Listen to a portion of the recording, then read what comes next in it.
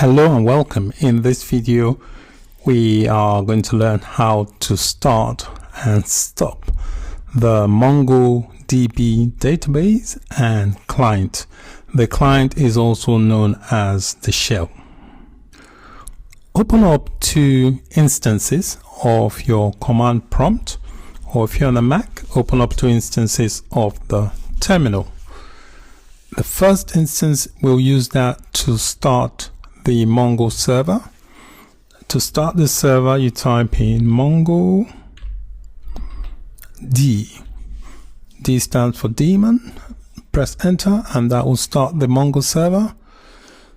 The second command prompt, we use that to start up the shell, also known as the client. So to do that, all you need to do is just type in the word Mongo, enter. So the shell or the client is what you use to interact with the database. So if you want to add a new document into MongoDB, you do that using the Mongo shell or client. So to stop the server, you type in, you click, make sure you're in the command prompt for the server. You can see the cursor flashing, and do a Control-C. If you're on a Mac, I think it will be a Command-C. You can see it stopped because it tells you here console terminate.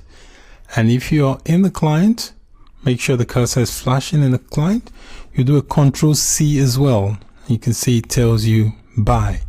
So basically, that's how you start and stop a MongoDB server and client. The client is also known as the shell.